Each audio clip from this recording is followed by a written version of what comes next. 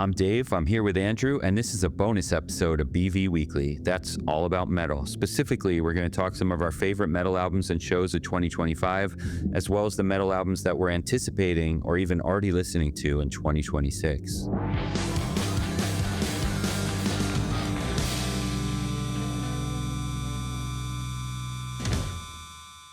Hey, Andrew. Hey, what's up? Ready to talk about some metal? Yes,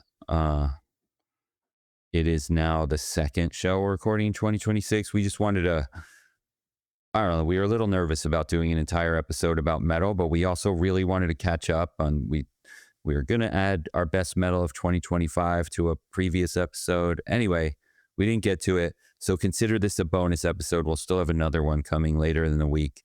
And yeah, have you been, I'm trying to think, it's like 2 weeks into January. Have I been to any shows yet this year? I don't think so. Have you? I have not. I don't think you have. I feel like usually you mention what shows you're at. Yeah. But I was going back through, there's some metal shows coming up that I want to see, but I also went to a lot of metal shows in 2025 as I tend to do. And I felt like we could start this off. I just wanted to go through some of my favorites. Let's do it. Including back in May, one that we were both at, which, I mean, what an amazing double bill. And that was Death Heaven and Gate Creeper at Warsaw in Brooklyn. Two bands who I think we both really absolutely love. Gate Creeper made one of my favorite albums of 2024. Death Heaven, our favorite album of 2025. And yeah, then to see them both together is just super heavy, super fun show. Yeah, it was awesome. Death Heaven, I think, are taking it to a new level live lately. And I said this on other episodes, but I think my favorite time seeing them was the Sunbather 10th anniversary tour. And then this was the first time since, I think the first time they were in New York even since then. But to have them bring that same energy now with a great new album, awesome. And that show was opened by the Texas sort of shoegazy alt-rock band Trauma Ray, who coincidentally announced a new EP today. So check that out. Oh, yeah. All right. Next on my list, favorite metal shows of 2025. This one was also included a lot of hardcore, and that was July 5th, the day after Independence Day, Hellfest in New Jersey. It was actually a 3-day fest. I only went that Saturday, I think it was. I don't know what day of the week actually, but it was a weekend, July 5th. And in that one day, I still saw 25 bands, including Dying Fetus, Internal Bleeding, Prayer for Cleansing, super rare reunion show that was part of the reason I went, Scarab, Missing Link, Balmora. It was such a great day. I'll definitely be trying to go again next year. They already announced that it's returning to the Williams Center again in New Jersey on the same weekend. So, and they're doing a West Coast edition too, right? They are. Or did already, or yeah. Yeah, I forget if it's coming up or it happened.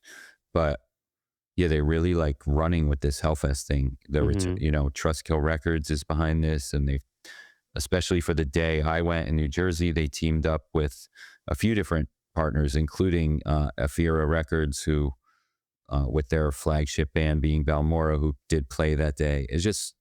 That was a lot of fun. I love seeing 25 bands in one day because, I like to see a lot of bands, and when I can do it just one day, get that many. So you are pro music festivals? I'm pro music festivals. But the good thing about Hellfest, there was no overlap. It was nonstop. Mm-hmm. So it was 2 stages. I talked about this on one of our earlier episodes, I think, but it was like there were 2 stages in the same room, one on either end of the room. So one band played on the one stage if you were front row. As soon as they ended, you were back row for the next band on the stage across the room. They should have like a band on each stage at the same time playing the same song, and then just a big wall of death. True. That would be amazing. All right. 6 days later, kept the roll going. Acid Bath at Brooklyn Paramount. That was one of 2 shows they played there. I saw the one where I Hate God, fellow legends from the same New Orleans sludge scene that opened the show. And yeah, that was just long-awaited, amazing, as much discussed. Acid Bath's long-awaited reunion was one of the biggest metal stories of 2025. And, somewhat we thought obscure but important 90s Louisiana sludge band ended up being not that obscure. Sold out 2 nights at Brooklyn Paramount pretty quickly. And like they've been doing all over the country with one-off shows. And now they're headlining festivals. They're co-headlining Milwaukee Metal Fest coming up. And they have a whole bunch of more dates already scheduled for 2026. It seems like they announce a new one every day. So Just if you announced a missed them, crazy Boston one this week with yeah, Napalm Death, Pig Destroyer, Primitive Man, and Final Gasp. yeah, every bit, like that's how respected they are too. It's like every single big show they announce is just like this really cool lineup of bands with them. Yeah, and they opened for one of the really big bands, right? Was it System of a Down or like one of those, or Queens of the Stone Age? I feel like they did an opening slot for like an arena stadium band. I think they did share at least one show at Queens of the Stone Age, which I think is actually a good pairing. Yeah. And they had like a big show in New Orleans if it didn't happen already, or if it, I don't know if it happened already with Mastodon. That was kind of like co-headline. Yeah, it's cool. I always think it's like not only are they just like making their rounds through all the respected underground metal bands that they were like peers of or they came after them, but then it's like they clearly influenced some bands that are like household names. And so it's cool that they're just like everybody's like loves Acid Bath. Yeah. All right. 2 months later, or no, 1 month later, I Hate God returned to New York City again, this time with another one of their old friends, Crowbar. And the two of them played on a Rocks Off cruise, a boat. Speaking of Napalm Death, they actually have a Rocks Off cruise coming up. But yeah, anytime they have these boat shows presented by Rocks Off, they're always super fun. And then, I mean, come on, I Hate God and Crowbar double bill. Kirk Weinstein was like sitting for a lot of the show because he's been recovering from, I don't know what it is, back pain or something, leg pain, but he's still like great as always. And yeah, the mighty Crowbar anytime I get the chance. So, all right, a few weeks after that, one of my favorite discoveries of 2025, I saw the band Crypta from Brazil at Monarch. Killer Brazilian female death metal band. And I spoke like at length about them on a previous episode as well, but just great. One of my favorite discoveries of the year. And I'm going to be definitely trying not to miss them anytime they return. So that's my top 5 metal shows 2025. Some quick honorable mentions. April 7th, I saw Vastum finally at the Woodshop, one of my favorite death metals who I was like waiting to see for many years. Finally came back to New York City and they put on a way more wild show than I realized. I didn't know they were that kind of band. Singer like constantly in the crowd. It's kind of scary actually. He's like a kind of violent force. And DC death metal band Geisha, Goetia open were really good. On May 22nd, I saw the mighty Paradise Lost at LPR. November 28th, amazing death metal bill with Sanguisugabog headlined Irving Plaza, a huge show for them with Despised Icon, Skinless, and Defeated Sanity opening at Irving Plaza. Frank from Suffocation came out as a guest, surprise. So that was really special and ended the year really heavy with another band who put out a great album in 2025, Primitive Man at the Meadows. So that's my year in metal shows. Sick. Let's talk about some of the best metal albums. We already said, like I said, Death Heaven and Primitive Man were 2 of the bands on our big list of 33 best metal albums of 2025. That's up on BrooklynVegan.com, and which we're also going to put in the show notes here in case you missed it. We have 33 because it's honestly hard for us to narrow it down. We probably could have done 50. And we talked about a lot of them already, right? We talked at length about Death Heaven, Agriculture, Ancient Death, Yellow Eyes on just some of the last few episodes of this podcast. So before we finish talking about 2025 metal, we wanted to quickly highlight 5 more that you'll find on the list. And going to kick that off with a legendary Swiss band, Coroner. Yes. Coroner have been associated with Celtic Frost from the start. Tom G. Warrior sang on their first demo. They were roadies for Celtic Frost back in the day.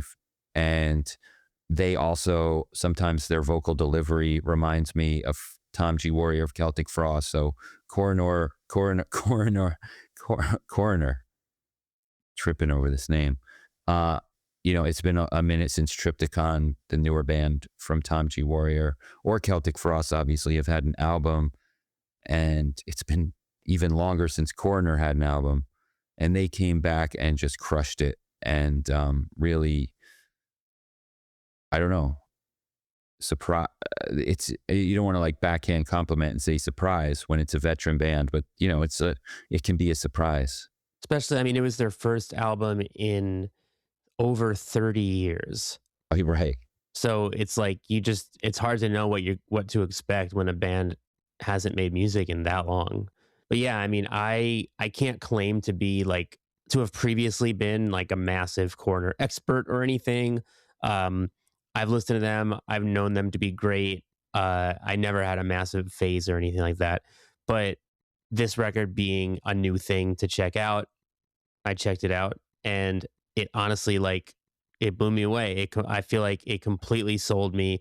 Um, and sometimes like reunion records can be kind of like, oh well, like it's fun if you like the band, but like again, like as more of a previously casual fan, this really really won me over. And I think like I would say probably my favorite album of their classic albums is Mental Vortex, which is kind of I think the one where they really perfect their sort of more kind of like techie, proggy, out there version of thrash.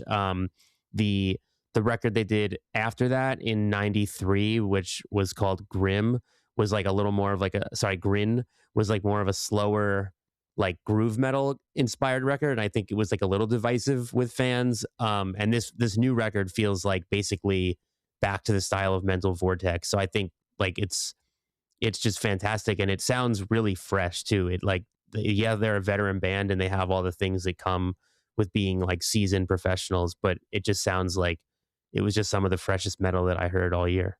It's futuristic and it is just so powerful. I just like every time it comes on in my playlist, I am like, damn, at just the energy and the intensity that they bring on this album. And despite being a veteran thrash band, the lyrics are not cheesy. The lyrics are like modern, addressing AI and corrupt governments, conspiracy theories, whatever you could really read into the lyrics. And they just, I love them, and they're Swiss. So I think they maybe I've read they had someone help them like write the English version of the lyrics, and they just did a really good job. It just comes across. I'm always like screaming along to the words, and not the only veteran thrash band that we're going to talk about with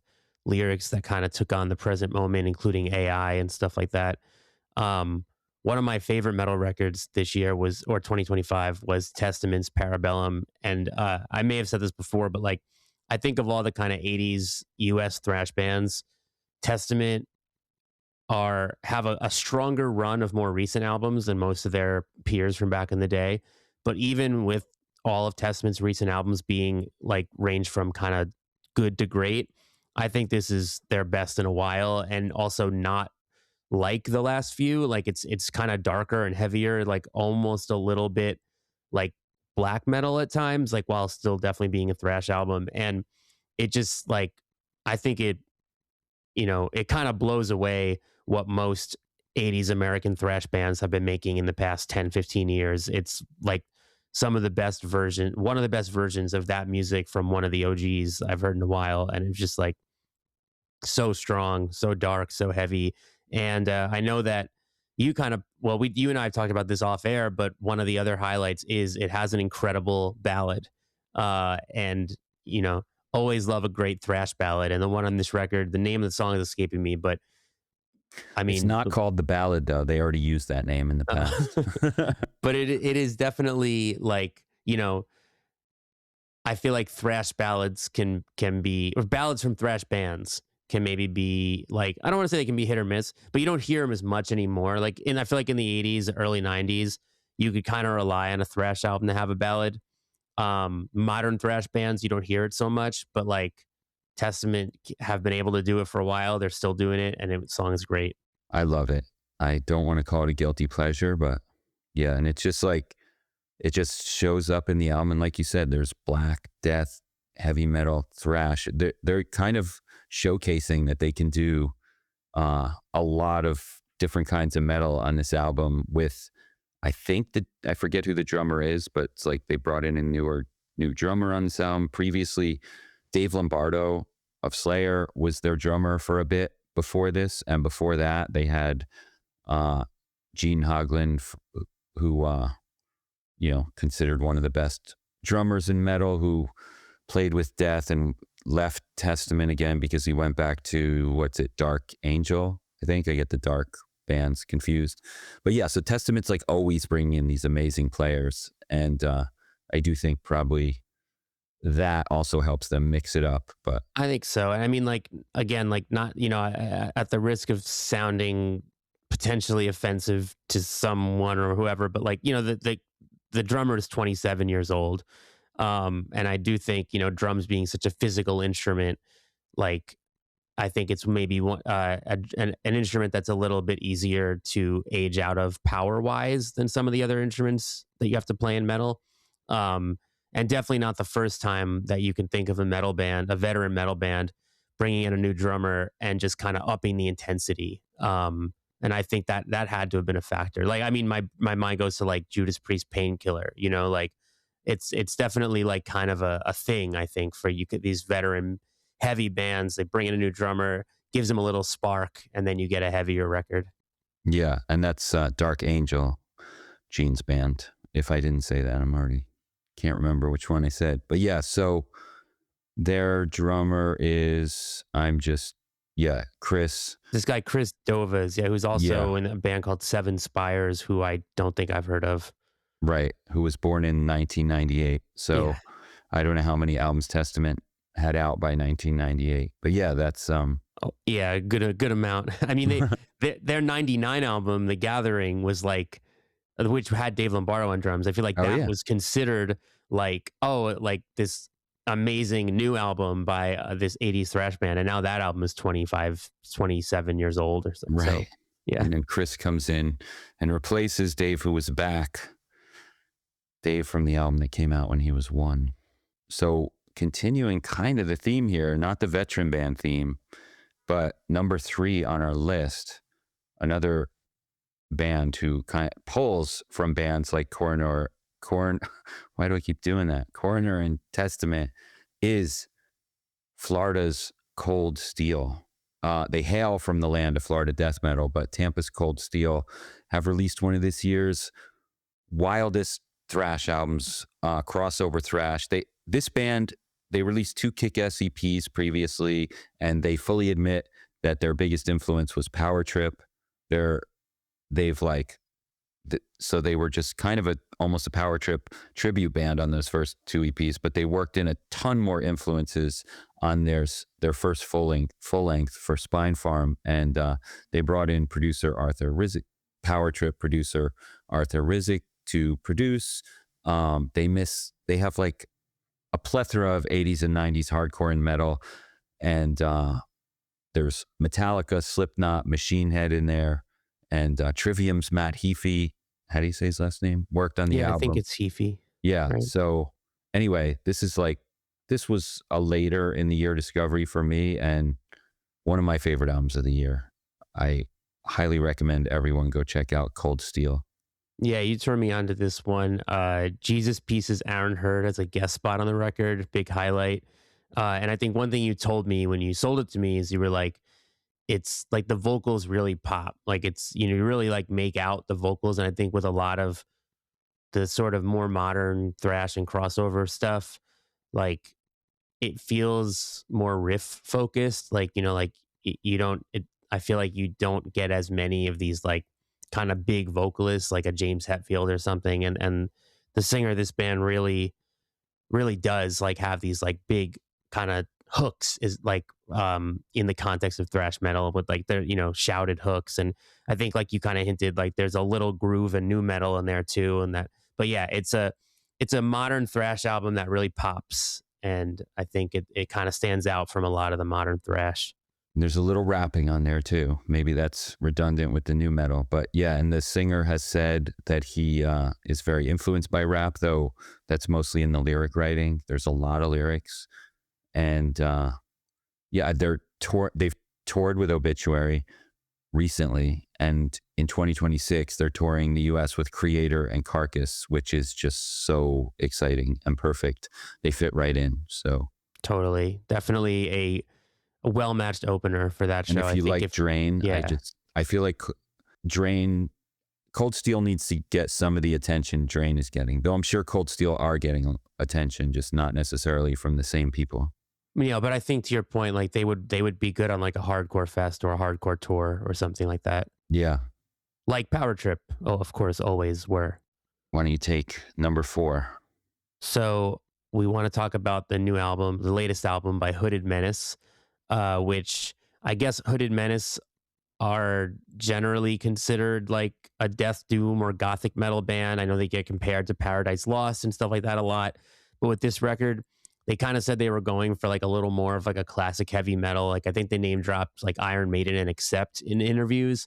And that's what it sounds like to me. It just sounds like that really sort of triumphant, catchy, like galloping, just fun heavy metal with still like extreme style vocals. Like it's not like he's wailing like Bruce Dickinson, but like it's just like a fun metal record. There's a Duran Duran cover on it, which I think you told me like some people are not so fond of, but I like it a lot. And I think just to have the sort of melodic prowess to cover a Duran Duran song on an album where all the original material also has that while still being this aggressive record. I think it's a lot of fun, this album.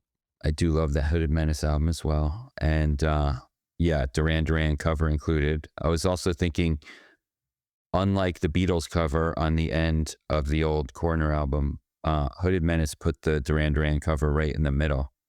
So I don't know. Some might think it brings them out a little bit. This is not an obscure Duran Duran song. This was a Duran Duran hit as well. So, maybe you're trying to be serious while you're listening to your metal, and all of a sudden you hear one of the biggest 80s hits. I think it's a power move but to yeah, put it right in the middle of the record. I do like it though, for sure. All right. And the last one we're going to highlight for now is Hedonist's debut album. Not a word I say a lot. Scapulomancy. But it's their first record. It's on Southern Lord. They're a Canadian band. Members used to be in the black and thrash band Iskra, Iskra, and basically there's a lot of old school death metal revival out there. This band gets compared to Bolt Thrower a lot, which first of all I feel like kind of sets them apart because I feel like a lot of the stuff we've been hearing is very like Cannibal Corpse, Death, and like Bolt Thrower kind of had a different vibe, and that comes through here. There's a one song that really reminds me of like Rain and Blood era Slayer, but a lot of death metal bands took from that. So maybe it's, in any case, it's just a really badass death metal record. Not trying to reinvent anything, but also doesn't sound like overtly like worship music either. Just so many good riffs. Love the vocals. Great haunting atmosphere. Super badass record. Not much more to say. Definitely one of my favorite later in the year finds, and yeah, definitely one of my favorite death metal albums of 2025. Awesome. So go check out that full list, the 33 best metal albums of 2025 on Brooklyn Vegan. Like Dave said, the link is in the description of the episode. And what do you want to hit on next? I don't know if you want to do any metal related honorable mentions. Go check the Planning for Burial album that came out in 2025, Anna von Hauswolf. Neither are really metal. Metal adjacent hardcore like Drain and End It, which are on our punk list and in our punk episode. We didn't mention Deftones, but Deftones, one of our favorite albums of the year. Didn't make the 33. We purposely kept them off, but still a great album. It's number 5 on our main list. I don't know that we need to argue over whether or not it counts as metal, but I think, The it was already hard enough to get it down to 33. The list was probably better served without it, but I feel like it's more of a rock album, save for that one kind of like heavier song towards the end. But regardless, great album. Probably don't need to mention it much more than we have. So let's talk about the metal we're excited to hear in 2026. Yeah. So, probably by the time you hear this episode, a new metal album that we didn't even realize was coming out will get announced. And that's been happening. New as in NEU. Yes. But yeah, so this could change every day. But right now, here are approximately 20 metal albums that we are positive or are rumored to be coming and that we're pretty excited about. So we are going to, and just like we kept Deftones off the best metal of 2025 list, we also did not list Tool in the list that we have coming up. We didn't list Knock Loose, the final Megadeth album, or Merciful Fate, King Diamond. They're big albums that we hope have. All right, the final Megadeth album is definitely happening.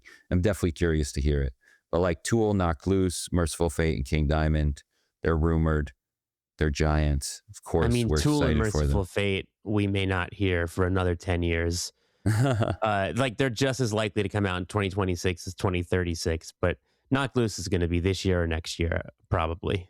Yeah, I mean, they did say they're working on new material, so Yeah, they said they were writing like in November, I think. So I feel like if you're writing in November of 25, good chance we don't really get the record till 27, but got to mention that we took note of that tease and our fingers are crossed.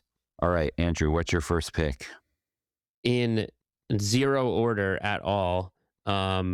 Maybe at one point I was going to alphabetize it, but clearly I'm not now that I'm looking at the list in front of me. But At the Gates, which does begin with A, is where I'll start. We got the really sad news in 2025 that Tomas from At the Gates, their vocalist, passed away. And when that happened, the band said that he recorded all his vocals for the album before he passed away. They said he did it in one day, which I think I'm hoping that means there's sort of a real kind of just spontaneity and urgency and energy there. And I mean, like At the Gates probably need no introduction. One of the best and most important melodic death metal bands of all time. Slaughter of the Soul, probably a top 10 album for me in metal of any era or subgenre. And then all their reunion records have been great. And this is going to be the last one unless they get a different singer. And I just can't wait to hear what they've done. All right, my first pick, also in no order, is one that was announced hours before we hit record on this episode, and that is Temple of Void. Their new album, The Crawl, will be coming out this year. They are a Relapse-signed Detroit death doom band. This will be their sixth album in 12 years. They are absolutely one of my favorite current metal bands, and especially death doom bands, along with Hooded Menace. They're just two of the best in the game right now. So Temple of Void. I will also add that I love the new Temple of Void single. The band said in an interview that they were like trying to not be limited by death doom on this record. And I think this new single sounds like a death doom song that doesn't want to be pinned down to death doom, if that makes any sense. I will go one more thing they have in common with Hooded Menace. Yeah, true. I will go in alphabetical order. I've reorganized some things while so my next pick is you know what? Metal is going to be the most amount of times on a podcast that I wonder if I'm how wrongly I'm saying a band name. And this time it's Bosse-de-Nage. Do you have any idea if that's like how off that is? No, but it's BOSSE for those. Yeah, -DE -NAGE. And they are from San Francisco. They're not, I don't know if that's French or, God, I'm probably embarrassing myself. But they're like, if you're unfamiliar, a long running atmospheric black metal band, had a split with Death Heaven back in 2012. They work with Jack Shirley, who's also the same producer who works with Death Heaven and like tons of amazing black metal, screamo, and post-hardcore bands. And actually, this new album's on the Flenser, and actually it was mixed by the guitar player of Agriculture, who are also on the Flenser. So that's cool. And if you like the Agriculture record from last year, as a lot of people did, I think you should have your sights set on this one. It's their first in 8 years. It's called The Hidden Fires Burn Hottest. And the new single, No Such Place, is 8 minutes long. It's like black metal, post rock, screamo, like all the kind of stuff that's just in that sort of that same kind of like Death Heaven, Death Wish, Jack Shirley orbit. And this band's always done it so well, and this song is no exception. I am not going in alphabetical order. My next pick is Immolation. The influential New York dissonant and technical death metal band released Acts of God in 2022, which was one of my favorite albums of that year by a long shot. They've been on an incredible run since the early 90s, and so I have every reason to expect the album that they have coming this spring will be more of the same amazingness.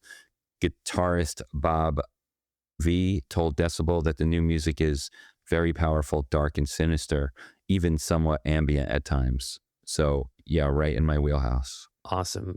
My next pick is a band that some might not consider metal. I'm personally on the fence, but it's Chat Pile. Somewhere between sludge metal, noise rock, and post-hardcore, but whatever. Chat Pile, you know them, you love them. They're so heavy. And this past fall, they put out a collaborative record with Hayden Pedigo, like a fingerstyle Fahey-esque guitarist. And they've committed to 2026 being the year of the next proper Chat Pile record. So they clearly do not slow down. I think they've gotten better and better. I think their second record I like a little more than the first. So hopefully I can say the same about the third one. My next is Serpent Column, who are releasing Aeon of Strife on January 16th. You might This be week? listening. Yeah, this week. I didn't realize this one was coming until I started researching for this show. And this was like the one big album that I found and got excited about.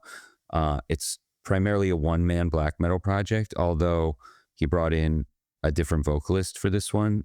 We've liked his last albums a lot. And the 3 tracks already released out on Bandcamp are killer.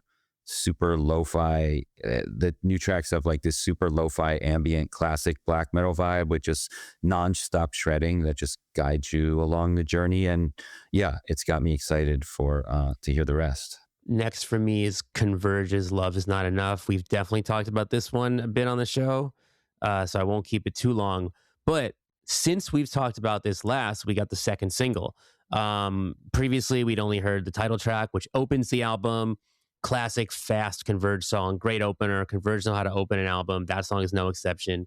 The second single is the last song on the album, which I think that's very cool. Converge also know how to close an album.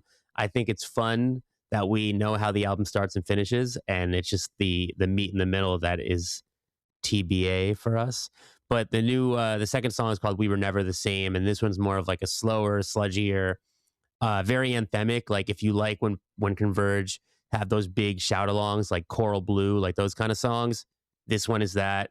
You're going to be shouting along the words to the title, which is the whole chorus. After one listen, I can already picture in my head a whole audience doing it.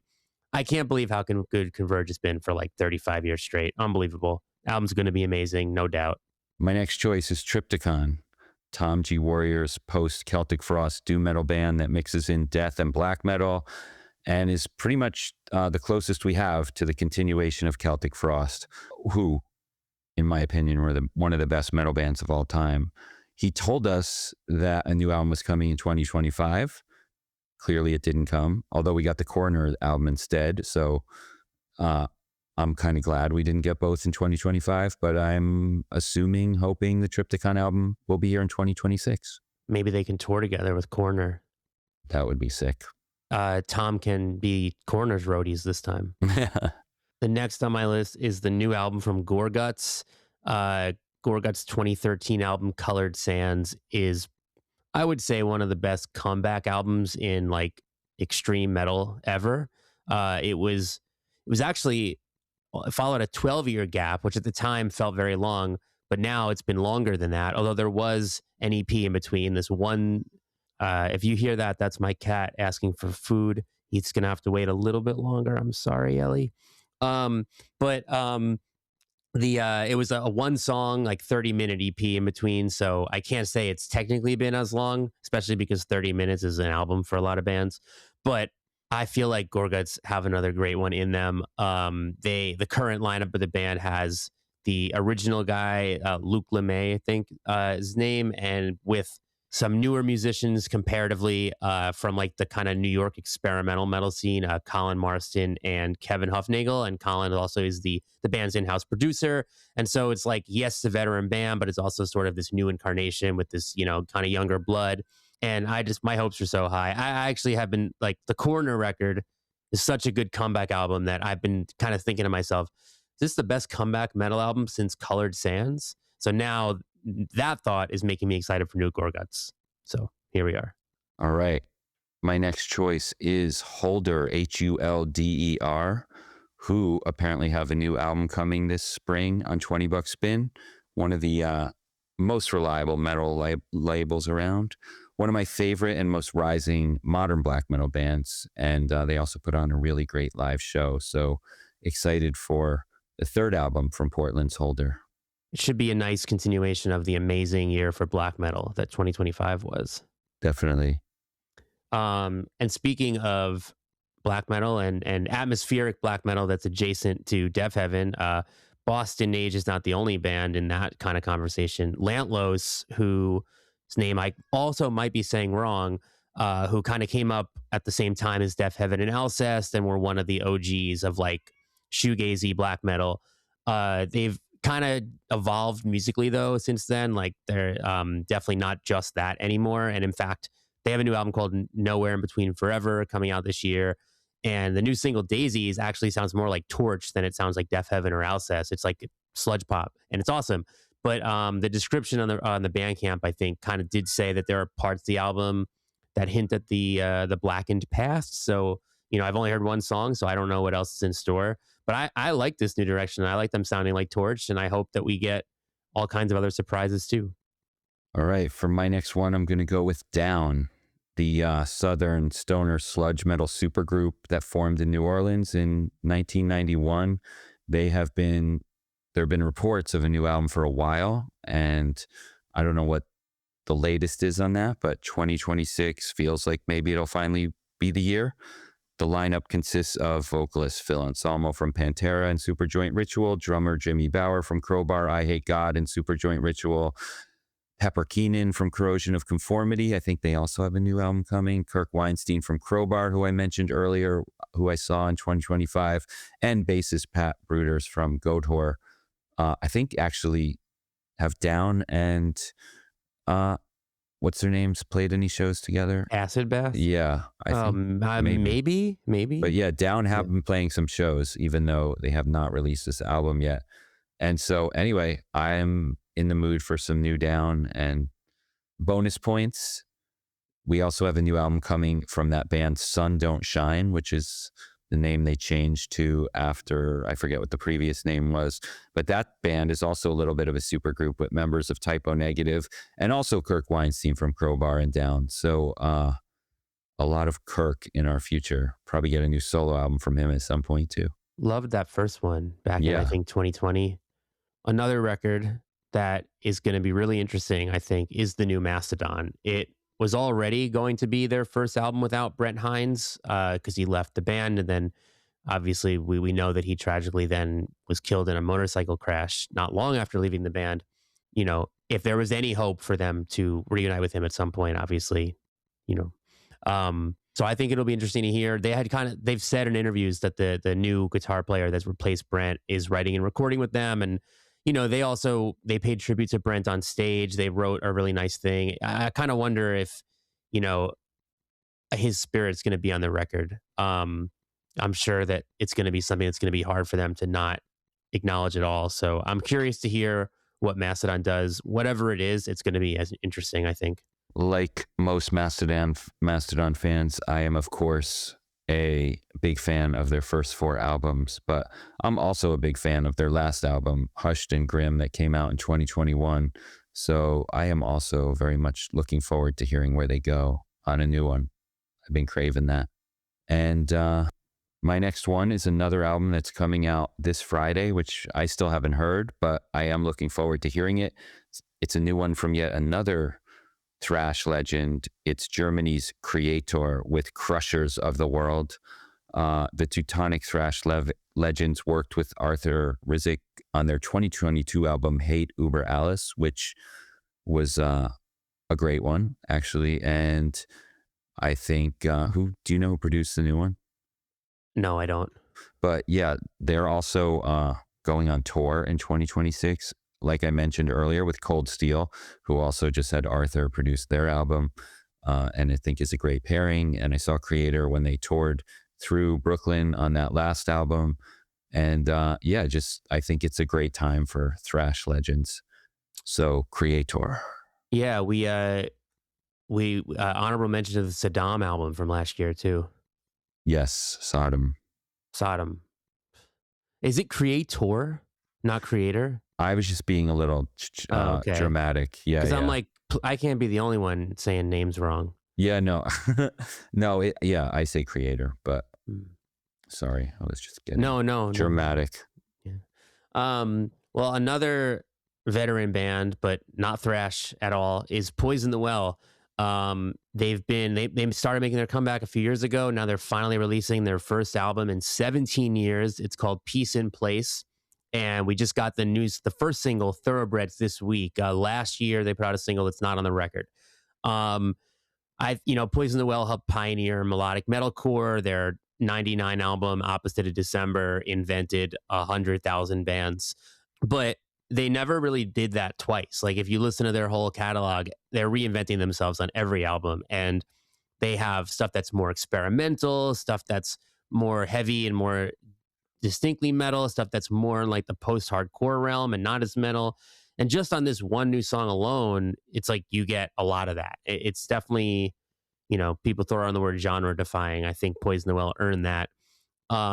So I'm stoked. I think it's great to hear a band that's changed it up so much over the years make a comeback, especially at a time where their early material is especially influential, to make a comeback that like embraces the early stuff, but also clearly embraces the more like adventurous directions they went on later too. So I can't wait to hear what they do next. And while we're talking about Poison the Well, one of the 100,000 bands that sounds at least a little bit like Opposite of December is I Promise the World, this like very young band who's been taking off. They look exactly like a band you'd see at a VFW hall in 2001 playing like, you know, dramatic post-hardcore, wearing Hot Topic stuff. Everything about them, their fashion, their artwork looks like that, sounds like that. They do a great job, and their EP for Rise Records comes out this week. So, if you're excited about the new Poison the Well, then check them out too if you haven't already. All right. And the producer, by the way, for the new Creator album is Jens Bagren, who has worked with them in the past as well. So, my next pick, where are we? All right. I'm sticking with legendary thrash. It's been a long time since Anthrax released an album. In 2025, we got a really great Biohazard album. I love a classic New York band. Anthrax has already been quoted saying that their new one is going to be a very New York album that you can grab a slice and walk around and listen to while eating. I'm ready for an Anthrax comeback. The members of the Big Four, I want to hear what they have going on. I am looking forward to... Oh, I guess we don't actually know if the Anthrax album is coming out in 2026, but heavily rumored. They've been talking about it forever. It's, well, it's clearly recorded. It's a New York album, they said. So there you go. Anthrax. When was the last Anthrax album? Gotta look that up. 2016. So 10 years. Yeah. Wow. And that was okay, that was with Joey Belladonna, because when did he come back to the band? In 2010. Okay. So they did two with him, and then they've been, because I mean, I've seen Anthrax a bunch since. I might have actually is that when they did Vitus, when they released the last record? It must be. Oh yeah, I was at that. So they are like, I feel like they're so good live still. And so I hope that some of that same live energy makes it onto the new record. Definitely.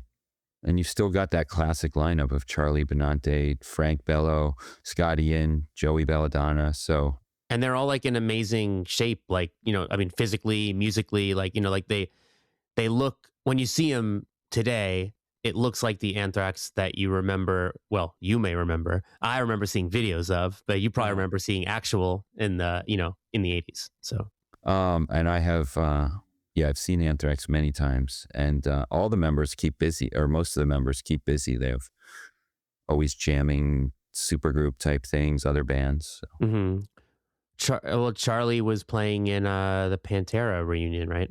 Oh yeah, Yeah. that's right. Um, so I'm very stoked that 2026 sounds like the year we're getting the fourth Undeath album. Their first two records were like pretty much murky old school death metal done exactly the way it felt back in the day. And then their third album, I thought they kind of like changed it up, made it sound a little more modern, brought in like little bits of other styles of music without really changing it up. I think it's their best. I know that some people kind of prefer the more lo-fi stuff that they started with, but like I just think the songs are better, and they just seem to keep pushing themselves. So I can't wait to hear LP4. My next one is Autopsy, the legendary California death metal band. Have classics that helped invent the death doom genre in the late 80s and early 90s. And they've been on a roll lately with great new albums. So I'm sure the new one coming is going to be great too. And I can't wait to hear that one. I love Autopsy being a current band. So my last one, and maybe the one I'm most excited for, maybe tied with Converge, is Worm's new album Necro Palace. Worm have been changing it up to kind of like finding where exactly they fall musically over a couple of their past releases, including an awesome split with Dream Unending. And they have two singles out from this album, both of which are very long. And they're kind of doing like, it's a little bit like Tribulation, like mid 2010s Tribulation, where it's like extreme metal, but like really just kind of like meets arena rock kind of. But then also just again, the songs are so long, so there's these kind of like just weird, crazy excursions they go off on, and I just think they're one of the most interesting bands right now in heavy music. They really speak to my personal sensibilities. I like all of the different types of things they do. Um, I think, like I said, if you're totally unfamiliar, I think, if you're into Tribulation or even like the last Blood Incantation record, maybe even like Cavalier Talk, but they're not as kind of rock and roll as them. But just like these metal bands that, love melody and love changing it up. And really, I just can't wait to hear this album. All right. I am going to cheat, and my next pick is an album that's already out, because when we originally wanted to record this, it was before it came out. But now this is probably the first big metal album release of 2026. It came out on Friday, and that's the new one from the Ruins of Beverast. You're gonna make me pronounce this. It's called Temfluff. Anyway, Is Germany. it Tempelschlaf? Maybe. Or? Maybe I might be misspelled if it's temple, but I mean, at least in my notes. But maybe. Germany's Ruins of Beverast. They're one of the best out there that mix atmospheric black metal and death doom. They've been creating epic albums for over 20 years. They switch up their style a little bit as they go, incorporated a lot of Typo Negative into their sound over the years. Pretty much anybody who incorporates Typo Negative into their sound, I become a fan of. So that goes for the Temple of Void earlier too, who I mentioned, and obviously the Sun Don't Shine albums, literally members of Typo Negative. So anyway, this has probably been, I guess, maybe my most listened to album so far in 2026, because it finally came out and I've just wanted to listen to it a lot. And I am going to mention one more that came out this year, though. Probably my two favorite metal albums of 2026 so far, which is only 2 weeks of a year. But I played this one for the first time last night. They're called Elende, Ellende. It's an Austrian black metal, post-black metal band who have maybe 5 or 6 releases in 10 years. And it's a really beautiful new album. Definitely recommend it. So you want albums out now. Ruins of Beverast and Ellende, Elende. Awesome. Well, since you said 11, I'll toss in there honorable mention new Mayhem record. Yeah, I mean, we have the new Mayhem album, the new Necrofire is interesting. Like we said, the final Megadeth album, where apparently he does Ride the Lightning to prove that that was always his song on there. Hopefully that new Tool. We might get a new Gojira. Coming on Century Media, brutal death metal stabbing. Just exciting band for sure. New Necrofire is coming. You know, in the more mainstream side of metal, you've got a new one coming from Bad Omens. And yeah, and we have some big metal tours that were just announced as well. We could quickly shout those out. Yeah. Yeah, let's do it. All right. Just announced like today that we're recording. Behemoth, Deicide, Rotting Christ, and Immolation are touring together. I definitely am going to that. What was the other one that was just announced? Black Dahlia Murder, Acacia Strain, Disembodied Tyrant, and Corpse Pile, which also Acacia Strain is on our list of the best metal of 2025.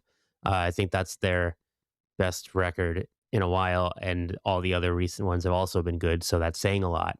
And for Black Dahlia Murder, they have been continuing to tour since the original vocalist Trevor passed away in 2022. Their guitar player took over on vocals. They put out a record called Servitude with him singing. It was great. That was in 2024. So yeah, I think really, really stacked bill for like death metal and death adjacent metal. Coming up soon, Horrendous is playing their album from 10 years ago in New York. That's actually just in like a week from now. I'm excited about that. I can't believe Horrendous have an album that's 10 years old. Yes. And Opeth and Wait, which album is that? Oh God, I would have to look it up. I'm bad with names. I'll do it because I think is it hold on. Oh, okay. Is it Anna Rita from 2015? I guess. You must be. Yeah. All right. I was like, the day that the Idol turns 10, then I'm really gonna feel. Or that Idol turns 10, I'm gonna really feel old. So I'm glad it's not that one yet. Because that to me is like new Horrendous, and it's 8 years old. So go ahead. Yeah, I don't know if it's when this tour starts, but Opeth and Catatonia are going to be touring soon. They hit New Jersey on February 5th.